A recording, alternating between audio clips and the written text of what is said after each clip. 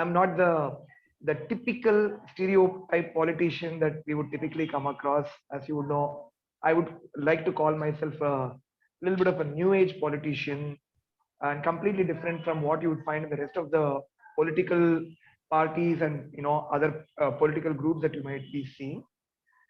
So from my perspective, I come from a very different perspective, but I've gotten into politics primarily because I felt that as a citizen, as part of a citizen group, as part of activist groups, there was only so much of change that we were able to drive. And that's the reason why I jumped into politics 3 years back through starting Bengaluru Navanirmana Party BNP. As you know, BNP is focused only on the city of Bengaluru and also on its municipal governance.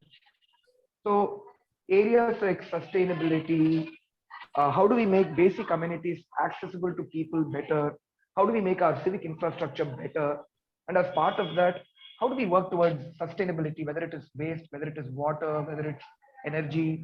These are all themes that are indeed very important from my perspective. In the last 3 years of my political journey, if there is one significant learning that I've had, is politicians listen only to one thing. They are ultimately interested in staying in power. They are interested in safeguarding their position. And the significant thing that keeps them in power, that keeps them in their position, are votes. So they listen only to votes. They don't listen to anything else. And what I've also seen is that when there is a pressure of a vote bank on them, even if they do not have the capability or competence themselves, they at least start to think about what the solutions would be. In the absence of that pressure of votes and people, they are happy for status quo to be maintained. And this has been one big learning. Ultimately, as far as they're concerned, this is the unfortunate reality. Many of them don't even want to discuss aspects like sustainability, civic amenities, infrastructure, because it doesn't help them get those votes. It doesn't help them keep their position or power. There are lots of other things that help them achieve that objective. They are happy to focus only on that.